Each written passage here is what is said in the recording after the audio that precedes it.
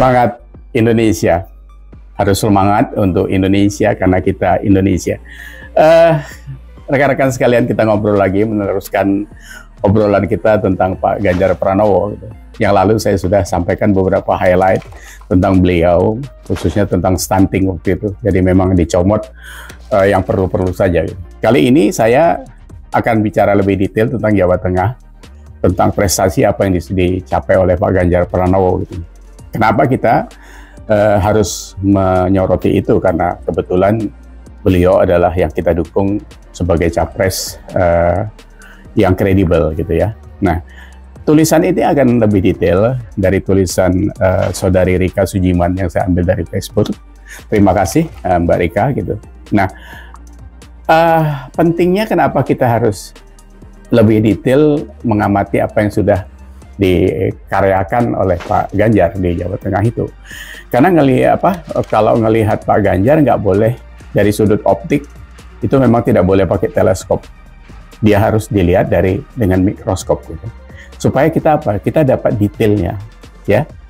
Kalau tidak detail, cuma samar-samar saja, dengar-dengar saja, pakai rasan-rasan, itu tidak baik. Karena apa? Kalau detailnya dari program yang sudah dicapai di Jawa Tengah begitu dahsyat itu, dengan kreativitas seorang gubernur yang luar biasa itu nanti bisa di copy paste untuk kemudian diterapkan secara nasional, karena insya Allah beliau terpilih menjadi Presiden Republik Indonesia tahun 2024 ini.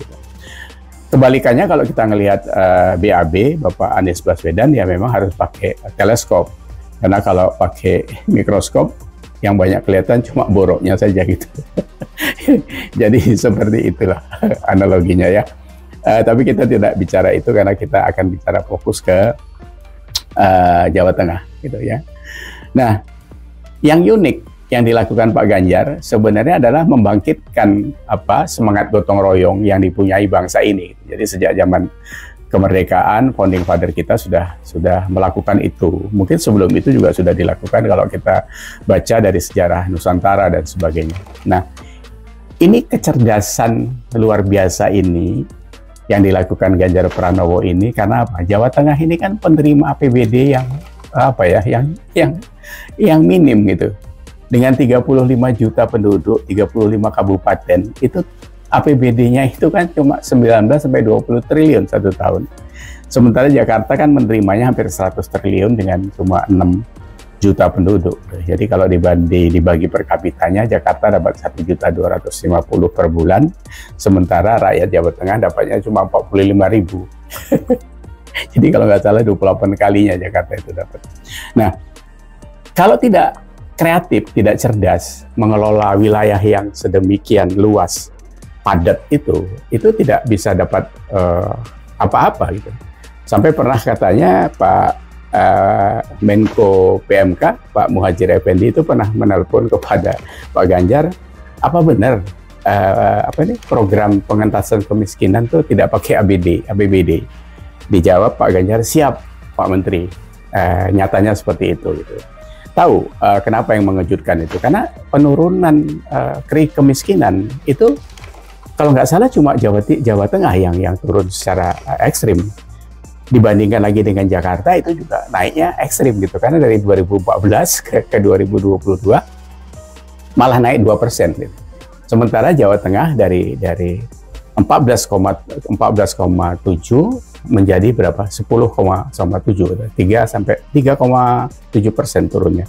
Itu yang mengejutkan Pak Muhadjir Effendi.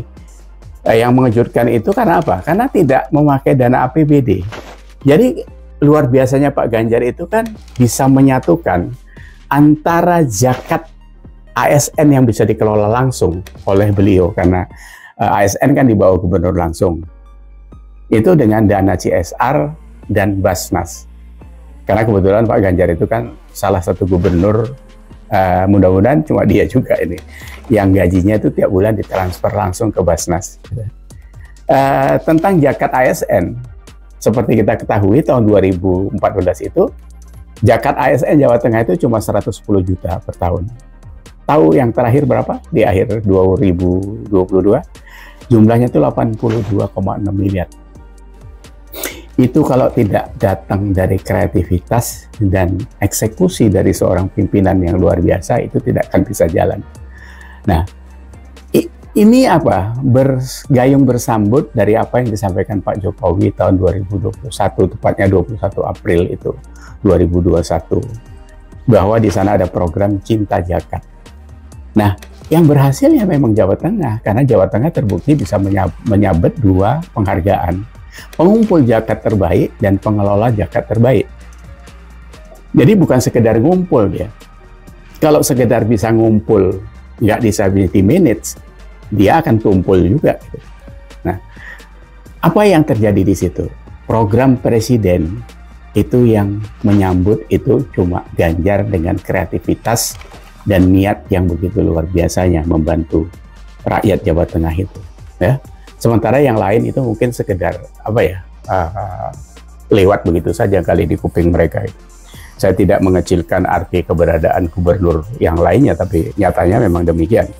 Terus apa saja yang selain itu yang sudah dicapai oleh Jawa Tengah dari pengumpulan dan kerjasama dengan Basnas, CSR dan dana zakat dari ASN itu?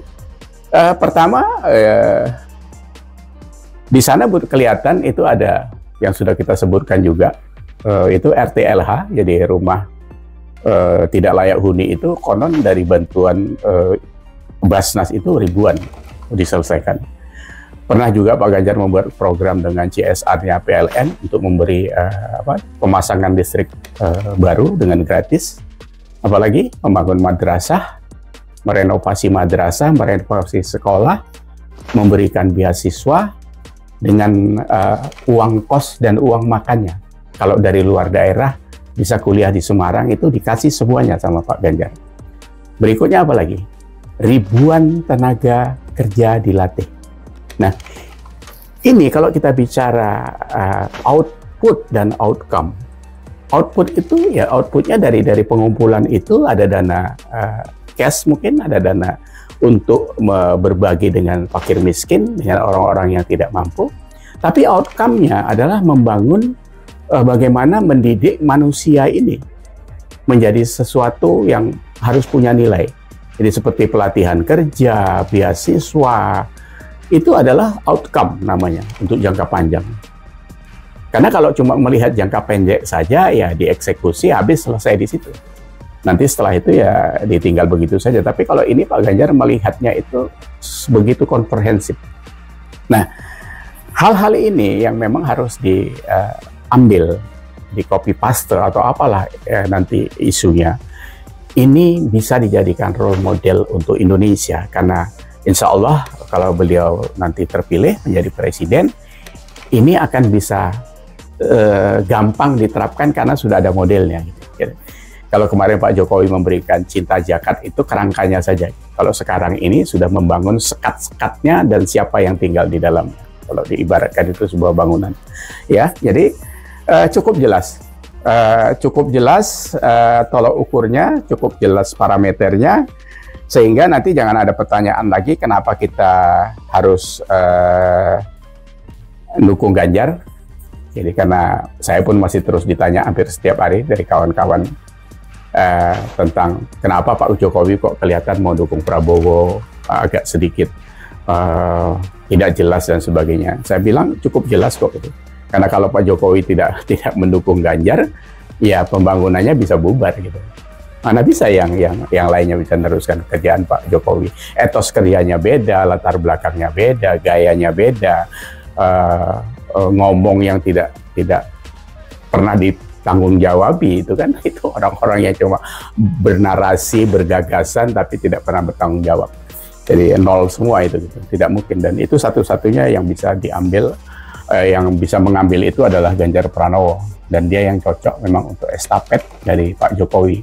Jadi kita terus harus gaungkan bahwa kita bukan cari pengganti tapi kita cari penerus.